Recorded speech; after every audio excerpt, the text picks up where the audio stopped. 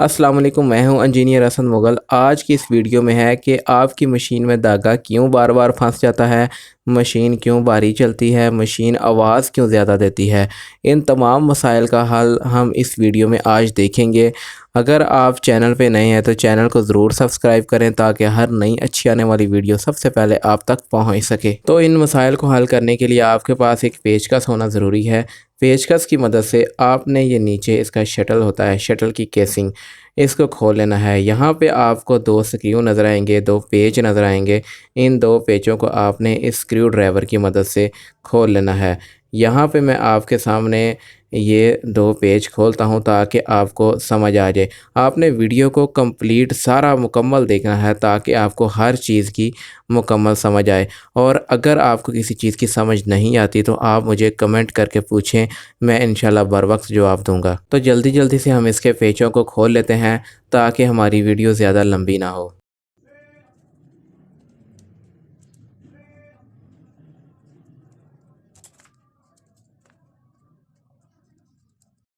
Shuttle की casing के पेचों को खोलने के बाद आपने ये केसिंग को बाहर निकालना है। बाहर निकालने के लिए आप इसको बाहर की तरफ धकेलें और साथ ही मशीन को हल्का सा घुमाएं तो ये केसिंग आपकी बाहर आ जाएगी। इसके अंदर शटल होता है जिसको रोटेटिंग हुक भी कहते हैं। ये इसके पीछे आपको ये एक पतरी नज़र आएगी। इस पतरी को आपने गौर से देखना है। यहाँ पे आप देख सकते हैं कि इसके नीचे ये दो पिन्ने नज़र आएंगी आपको, जिसके साथ ये पतरी है। अब ये आप चेक कर सकते हैं कि ये जो पतरी सी है ये पिन के ऊपर आई हुई है। इस तरह नहीं होना चाहिए। ये आप चेक करें, मैं आपको पास ला के ये दिखाता हूँ। ये जो पतरी है इसको इस पिन के ऊपर नहीं आना चाहिए। तो इसके लिए आपने ये इसकी पतरी को खोल लेना है। यहाँ पे आपको पेच नज़र आएगा, पेच को घुमाने के बाद आप इसकी ये पतरी खोल लें। इसके बाद आपने ये पेचकस की मदद से इसको ऐसे साइड से करना है तो ये एक और पार्ट इसका ये बाहर आ जाएगा। इसको आपने निकाल लेना है। तो इसको जब आप निकालेंगे तो यहाँ पे आपको काफ़ी ग्रीस वगैरह, ऑयल की ग्रीस या मैल के चैल धागे नज़र आएंगे। सिलाई मशीन में जो भी कोई धागा वगैरह फंसता है वो इसी जगह पे आकर रुकता है। यहाँ पे मैं आपको दिखाता हूँ कि ये धागे जो हैं ये कहाँ पे आके फंसते हैं। आपको लाइट चला के दिखाता हूँ। ये आप देख सकते हैं, शायद आपको नज़र आ रहा है। ये देखिए ज़रा, ये कितने, ये एक धागा मौजूद है इसके अंदर। ये देखें जी, ये वाला। इसको आपने निकाल लेना है और भी देख लेना है कि कहीं पे कोई धागा वगैरह या मैल की चैल आपको नज़र आ रही है तो आपने सारा यहाँ से साफ़ करना है। ये किस वजह से होता है, ये आपने पहले जब मैंने पतरी खोली थी, पतरी पिन के ऊपर आई हुई थी, जिसकी वजह से यहाँ पे एक स्पेस गैप सा बन जाता है और यहाँ पे अब मशीन जो शटल होता है वो वाइब्रेट करता है और इसके साथ साथ भारी चलता है और आवाज़ भी ज़्यादा देता है।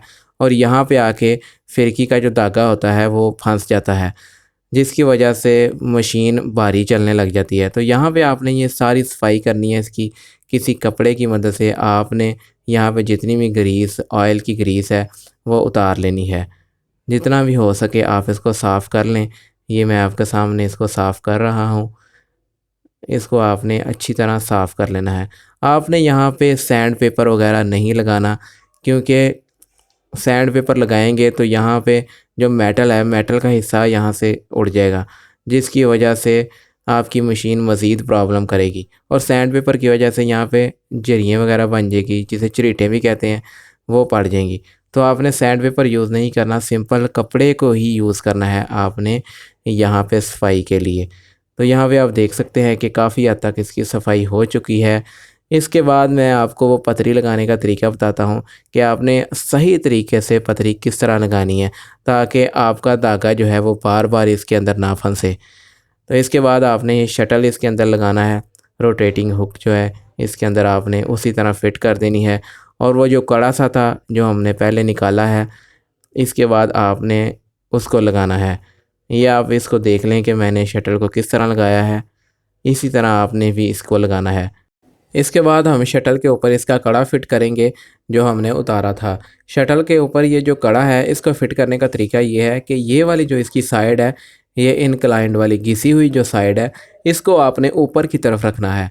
ये आप देख सकते हैं कि ये घिसी हुई साइड है इसकी रगड़ी हुई, इसको आपने ऊपर की तरफ रखना है इस तरह। और यहाँ पे आपको इसके साथ ही दो दो अदद पिनें नज़र आएंगी छोटी छोटी, ये कड़ा उनके अंदर फिट होगा जाके। कड़े को लगाते हुए आपने ये कंफर्म कर लेना है कि ये जो दो पिनें हैं ये कड़े के अंदर दो सुराख हैं उनके अंदर जाके बैठ गई हैं। अगर ये बैठ गई हैं तो ठीक है। इसके बाद आपने ये पतरी लगानी है उसके ऊपर। पतरी को आप थोड़ा सा इस तरह प्लास की मदद से या वैसे ही हाथ से आप इसको ऐसे थोड़ा सा बेंड कर लें, ताकि ये कड़े के ऊपर जो है अच्छी तरह जाके दबाव डाल सके। ये आप देख सकते हैं कि मैंने इसको इस तरह करके ना थोड़ा सा बेंड कर लिया है। अगर ये पहले से बेंड हुई हैं तो ठीक है, अगर नहीं हुई हुई तो आपने इसको थोड़ा सा बेंड कर लेना है। यहाँ पे आप देख सकते हैं कि ये शटल हमारा दोबारा बाहर निकल गया है। अब इसको मैं दोबारा फिट करता हूँ। यहाँ पे ये फिट हो चुका है। इसके ऊपर अब आपने ये पतरी लगानी है। पतरी को लगाने का तरीका ये है कि इसके ऊपर आप ये पतरी लगा के तो पहले आपने ये जो इसका पेच है इसको अपने सुराख के अंदर डाल के थोड़ा सा घुमाएं। यहाँ पे आप इसको थोड़ा सा घुमाएं इस तरह करके, ये आप देख सकते हैं। और इसके बाद आपने इसको हल्का सा टाइट करना है। अभी आपने इसको फुल टाइट नहीं करना। अब आपने दोबारा इसको चेक करना है कि ये जो पतरी है ये पिनों के ऊपर नहीं आनी चाहिए, ये कड़े के ऊपर आनी चाहिए, ताकि ये कड़े को नीचे प्रेस करके रखे। अगर आपकी पतरी फिर किसी तरफ से पिन के ऊपर आ रही है तो ये कड़े को अच्छे से प्रेस करके नहीं रखेगी, जिसकी वजह से आपका ये मसला दोबारा आएगा। तो आपने ये मेक श्योर कर लेना है कि पतरी जो है वो कड़े के ऊपर आए और कड़े को प्रेस करके रखे। जब आपको ये पता चल जाए कि ये कड़े के ऊपर आ चुकी है तो आपने इसका जो ये पेच है इसको टाइट कर देना है। ये आप इसको गौर से एक दफ़ा देख लें, ये एहतियात वाला काम है। यहाँ पे इसको आपने इसी तरह फिट करना है। ये बिल्कुल साथ पिन है। बाज़ औक़ात इस तरह होता है कि ये जो पेच है हम इसको ढीला छोड़ देते हैं और मशीन चलते चलते जो है ना वाइब्रेशन की वजह से ये पतरी फिर पिन के ऊपर आ जाती है, जिसकी वजह से कड़ा ढीला हो जाता है और शटल जो है फिर वाइब्रेट करने लग जाता है और धागा भी इसके अंदर फंस जाता है। तो इसको आपने अच्छे से इसका ख्याल रखना है। अब आप देख लें इसके अंदर जो शटल है वो अच्छे से घूमे। शटल को घुमाते हुए इसके अंदर ज़ोर नहीं लगना चाहिए। यहाँ पे आप देख सकते हैं कि ये कितना स्मूथ है। अब आपने इसको फ़िट करना है।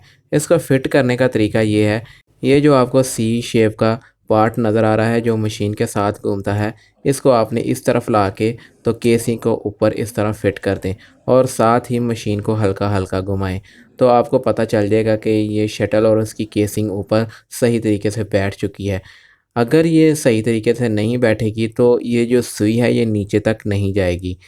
अगर ये नीचे तक नहीं जाती तो आप इसको दोबारा उतार के शटल को दूसरी तरफ मूव करके फिर दोबारा लगाएं, तो ये आपका शटल इसके ऊपर बैठ जाएगा। इसके बाद आप इसके पेच टाइट कर दें। पेच पहले आप एक पेच लगाएं फिर दूसरा लगाएं। लगाने के बाद इन दोनों को आपने हल्का हल्का टाइट करना है। यहाँ पे आप इसको हल्का सा टाइट करें, ज़्यादा इसको आपने अभी टाइट नहीं करना। इसके साथ ही आपने दूसरा जो पेच है इसको भी हल्का सा टाइट करें। टाइट करने के बाद आपने फिर दोनों को इकट्ठा टाइट करना है। ये अब आप इसको भी टाइट कर लें इस तरह। इस तरह ये होता है कि आपकी अलाइनमेंट ये ठीक हो जाती है, कोई मसला भी हो तो निकल जाता है। अब आप इसको घुमा के चेक कर लें। दोस्तों ये थी आज की हमारी वीडियो। अगर इस वीडियो के बारे में आपके जहन में कोई सवालात हैं या आपको किसी चीज़ की समझ नहीं आई तो आप मुझे कमेंट करके पूछ सकते हैं। मैं इंशाल्लाह बर वक्त जवाब दूँगा।